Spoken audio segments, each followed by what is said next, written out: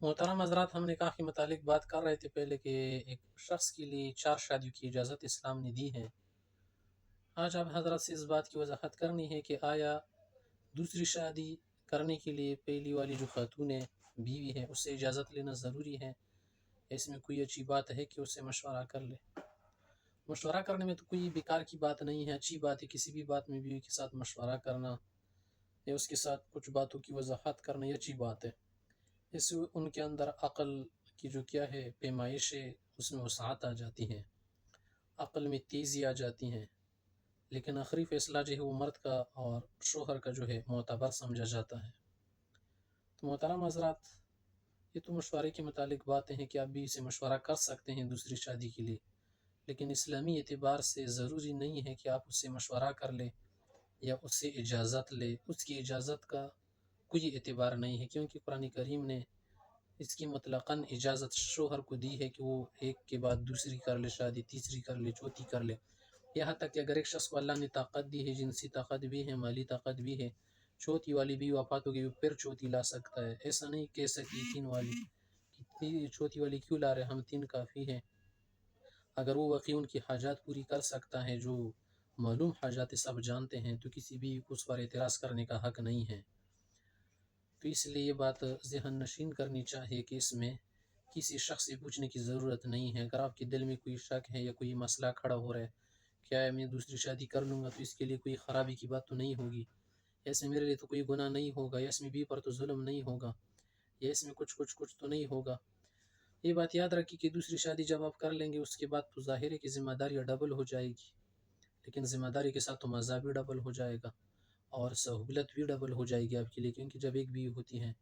تو کسی اور طرح سے حالات چلتے ہیں، جب دوسری بیوی ہو جاتی ہیں تو حالات کچھ اور طرح سے چلنا شروع ہو جاتے ہیں۔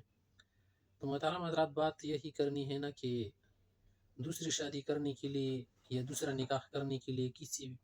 بھی شخص سے اجازت لینے کی ضرورت نہیں ہے۔ اگر آپ کو کوئی مرشد ہے،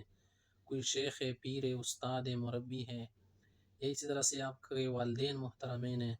وہ آپ سے کہنا چاہتے کہ یار دوسری شادی مت کیا کرو، کیونکہ اس میں پھر مسائل زیادہ ہو جاتے ہیں۔ مسائل تو ہے ہی اس دنیا میں مسائل، تو آپ جتنے زیادہ مسائل کیا کریں گے، حل کریں گے، جتنے زیادہ مسائل آپ ہینڈل کریں گے، تو اس کا مقصد ہے کہ آپ زیادہ مردانگی والی شخص ہے اور زیادہ جو ہے آپ طاقتور شخص ہے، زیادہ جو ہے آپ کا دل بڑا ہے، زیادہ آپ دماغ والے ہیں۔ کیونکہ ایک کمتر آدمی، ایک کمزور آدمی زیادہ ذمہ داریاں نہیں لیتا، وہ بھاگ جاتا ہے اس سے۔ لیکن جب ایک انسان دوسری شادی کر لیتا ہے تو اس کے لیے اور مزے بڑھ جاتے ہیں، اس کے لیے نفع زیادہ ہے، اور اس سے کسی کی بیٹی بھی آباد ہو جاتی ہے، اس کا بھی گھر اور خانہ آباد ہو جاتا ہے،